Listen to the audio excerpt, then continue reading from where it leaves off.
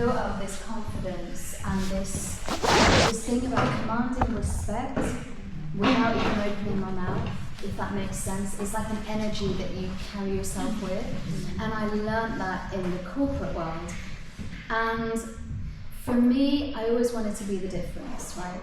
I grew up in a household where amazing, amazing parents, but it wasn't always easy. Like my dad was on tour a lot. My mum suffered with severe mental health issues. And it was only up until about 10 years ago we really understood how to like navigate that and manage it well, whereby we were all happy being together, but it wasn't always like that. So I feel like my home environment was my training ground. My work environment was my training ground. And I've written a book, and one of the first things I say in that book is that everything you go through is preparation for something you're yet to face, right? So I started to resolve pain and trials and tribulations in that way. Every time something happened, like, it's just preparation, it's cool. You need this lesson. Way to look at it. Yeah, I didn't always feel that way. It took me a while to get there, but I can really process pain quickly because of that mentality. And so when it came to my music, I was bold. I was bold in the way that I presented myself. I wasn't going to dumb down the fact that I'm a female. So if I wanted to wear a dress on stage, I was going to wear it on stage. I had a way about me where men knew where they stood with me. Like there's a line. It's invisible, but you know where you stand with me. And that pays when you're not in a relationship. When you're in a relationship, it's easy. Oh yeah, my partner, done, it's game over. But back then, when I wasn't in a relationship, I really had to carry myself in a certain way. So no, I never felt pressure. As a manager, I mean, would you say that question is applicable to being a manager? Yeah. I think that we are in a male-dominated industry. And when I say male-dominated, I mean the key decision makers at the top who control the money, mainly male. And so you have to find a way to navigate that. And my way is just being who I've always been. No bullshit. This is what I want. How do we do it? Yes or no? Okay, let's move on. I'm not hanging around here. That's always been my way. And that can rub some people up the wrong way, but I do it with respect. I don't have an ego about me, and I'm not an asshole. I'm sorry for the language, but I do it with respect. And more often than not, what happens is those interactions end up coming back round. Because you just have to carry yourself with respect, and people will eventually respect you. I mean, I'm not sure if it's like that for everyone, but that's been my experience. And I will not compromise on that side of who I am. I'm not going to sell out for an opportunity. I would rather take the longer route than the fast route and sell out for it. I think as a female, but same for guys, you know, like it's not just about the females in this industry. I think men go through situations as well, and the only difference here is that women will talk about it, men don't. No, they don't. And so to create a safe space for men to be able to go, God, I'm feeling this way, like this guy, he's got me doing this and got me doing that, or she's got me doing this, or she said this. Like, we need to create more safe spaces in this industry. So, yeah.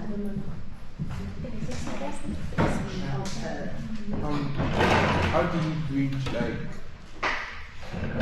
when you are led by money? So that means when you are led by money, or when Yeah. you are led by your art. Yeah. Like, imagine the COVID time. Imagine you had a deal that was like money based, that was not related to what you want to do. Yeah. So how do you like reach the gap? I don't know. How you bridge that, between the money and the opportunity and kind of, Because sorry. Because it's music, it's spontaneous. You don't know when you get the next stuff. Yeah. So okay. It's a really good question. I would never do anything just for the money in this industry.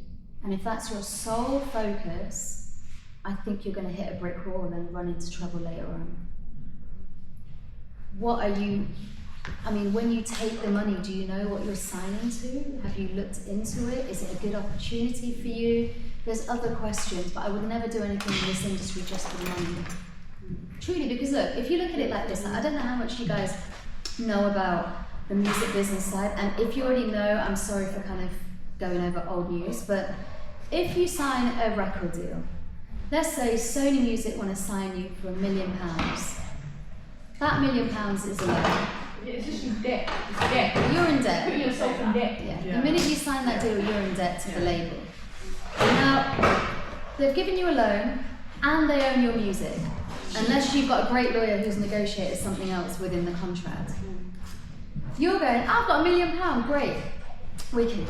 You sign the deal's in favour of the label. They're doing a 70-30 split with you on everything, right, in their favour.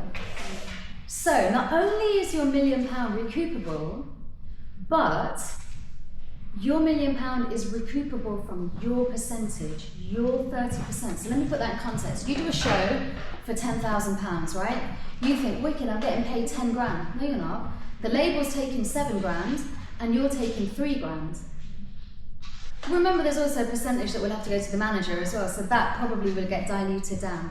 So your 3K goes towards the £1 million that you have to pay back. These deals are dead. I'm sorry. That's my opinion. On a record deal. Here's the question for you. If you want to sign to a record label, what are your reasons? And shout them out at me, like, don't be afraid. What do you want a record deal for? Exposure. That would be the main thing. Okay. To get yours out there. Cool. That's the main thing. Exposure, anything else? Connections. Anything else? Do that with yourself. Yeah, everything. I'm thinking like resources that they might have. Yeah. You could. If you like speak to people, you could definitely do it yourself.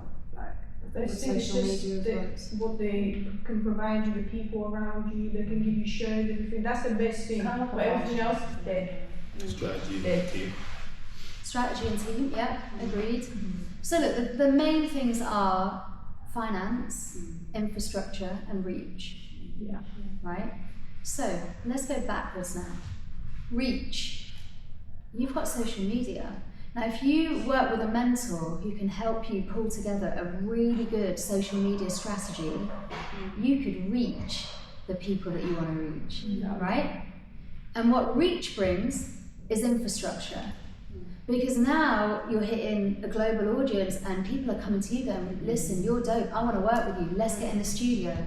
Oh my God, you're wicked, like, can we do a photo shoot? And this stuff really does happen, by the way. This is not just like airy fairy shit. It actually happens.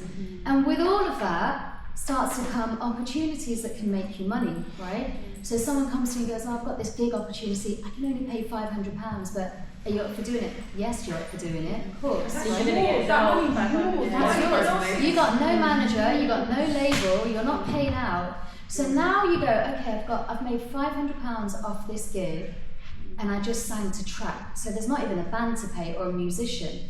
£500. I'm going to put £100 into ad spend. I'm going to put £100 into bringing in a social media person who can just help me post twice a week. You start to build your infrastructure. You don't necessarily need a record label for that, you know?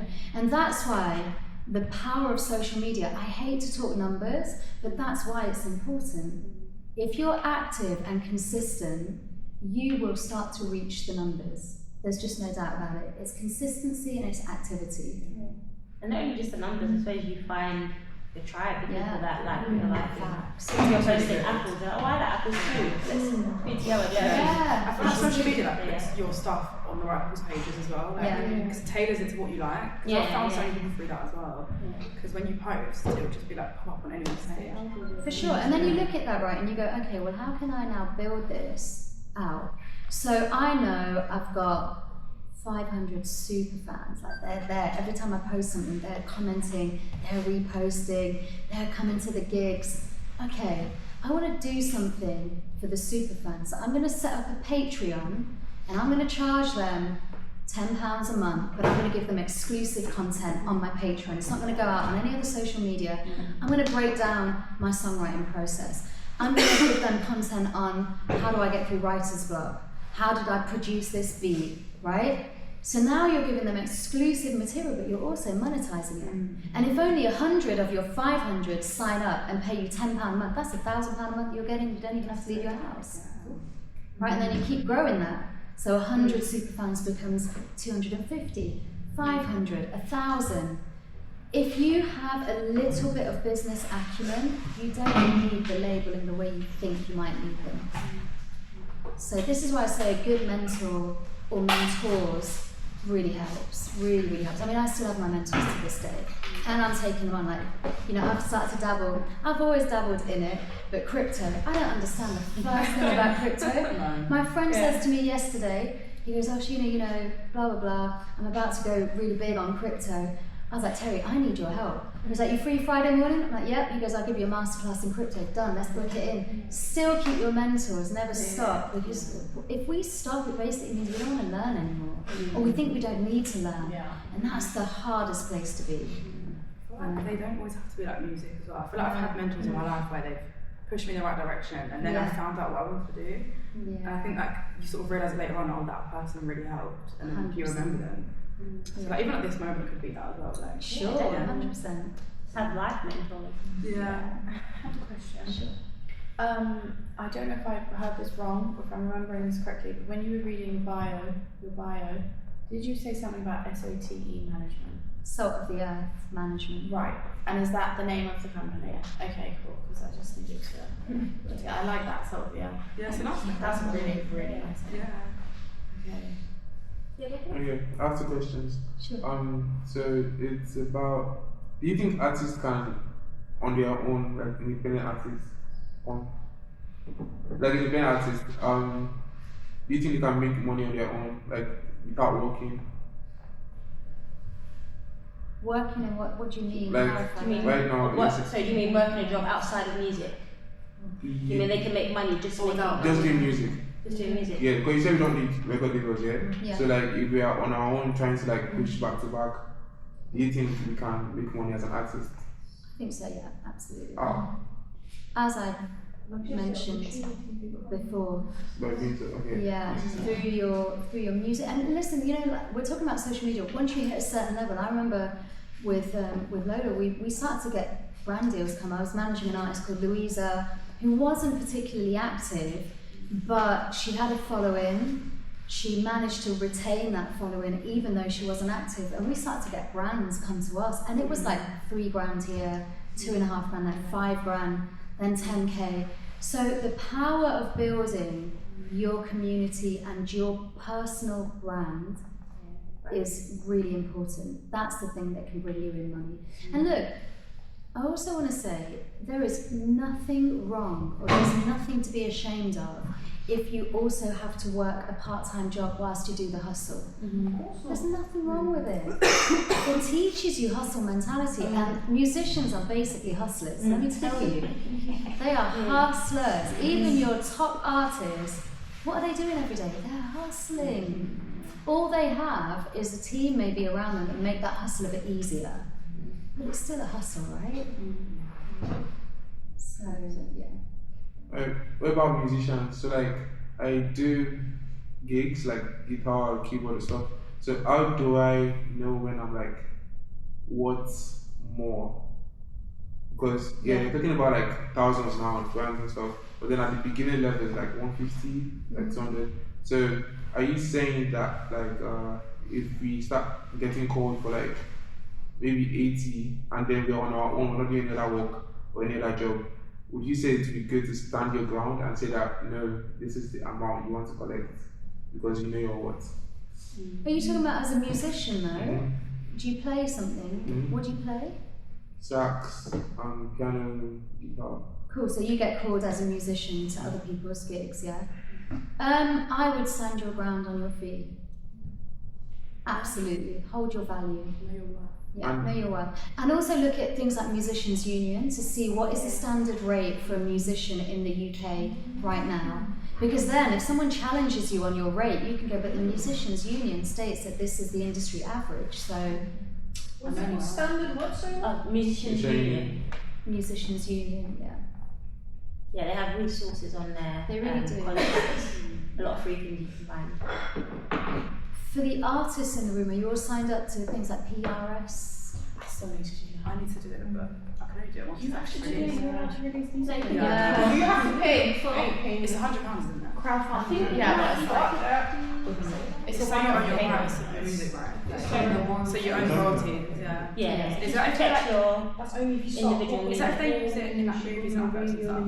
No, so PRS is for the composition of the song, and regardless of whether it's released or not, you should register it in PRS. I tried, but they said you need to show proof of. Wait, I've got Oh yeah, there's a lot.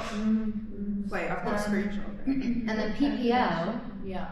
PPL is where you collect if your songs are played on radio, Yeah, TV, radio. or in a public place. Yeah, you need to like, show evidence of mechanical usage when you sign up to it. So it needs you need to show that it's like on somewhere, like if it's used online, recorded on radio or TV program. Do you have the project? Yeah, what you can just upload. That's what you need then. Yeah, you should. I think What? just for the idea you can Yeah. register. No, I didn't know, so I didn't. Did That's you use fine. samples? Did you use any samples? I need to speak to That- No, I didn't use any samples. They are good, man. It's not Yeah. much.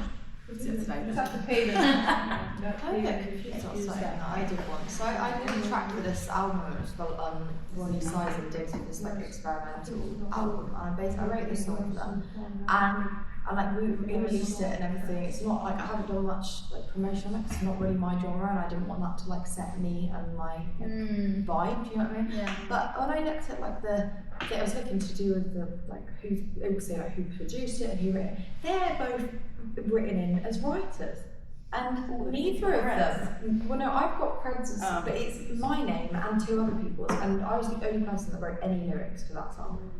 So is that like do people sneakily like get their Yes. Did they make the production? yeah, but their they names did. were under production, but they did not write the song. None of them. I wrote it all. But technically they wrote Very the song nice. if they. I was going to say, is it a Very grey nice. area? Because if Yeah. they're writing the chords and the Yes, I But know. you need to have. They I don't know, I wanted to know, I wonder if that was often like sneaky. Like, did they take a big percentage? Well, I haven't got any money for it yet. No, as in the splits that they did. Yeah, Was it split 3 ways equally? So Right. 33.33. I'm gonna have to double check because I haven't done enough looking into it. I know it's been on the radio, I know they've done stuff with it. I just get so. Yeah, but When you I need to usually get when you one. go to, before you go to the studio or before you create, you should have you'd have a split sheet where you just decide who's gonna split the song, and then if you just decide that before you create the song, that's the best thing to do. So when we go to the studio, I do have some sheets that I know obviously we're doing it for example, but it's good for you to like get into that practice of doing things before you make the song. The song goes Well, viral. I think I know one of them really well, with like, which is why I just assumed. Yeah, that's the hard thing as well. Yeah. When you're Sometimes It's a people really might good- people get comfortable if they know you, they think they can Yeah. take more of the piss kind of thing. Or just valuing. Yeah, exactly. Yeah, I would That's what say, you do yourself. I'm sorry. regardless of friendships, always have your paperwork side sorted. Yeah. You know, just know where you stand because many people have got fleeced that way. You don't know if you might fall out. It's like, okay. So then we're gonna have one last question. Any pressing No one else has questions a you have? question. If only if no one else has a question. I just wanted to ask, what's the name of your book? Oh yes. Yeah, it's 365 days to transforming your life. 365 days to transforming your life. Wow, that And is it's amazing. Sheena Ladwa. Ladwa. The book's not out yet, by the way. Well, yeah. When you have like a pre-order link, we'll send it to you Yeah, guys. for sure. I'll definitely send it to you. Yeah, please. You should release it on January the 1st. Yeah. Ah, okay. Yeah, that's a good shout actually. Yeah. Buys me a bit more time as well. To do stuff for anyone. Well, everyone needs to give a big round of applause to Sheena. Before we do, I would love us to all get a group picture. So if everyone wants to come on this side of the wall. Oh, and maybe if you guys we'll see you earlier. Maybe you can sing something to Sheena if you want. But That's our event. can I get it by the banner as well, actually? Can I move it? Let me move it. I'll move now. Sorry. I want this to be like behind you. Yeah. And then I'm just going to give you the sound start. Thank you. So of sounds start at 5. Oh yeah, let's hold the poster. There's a few there. I love the story by the way.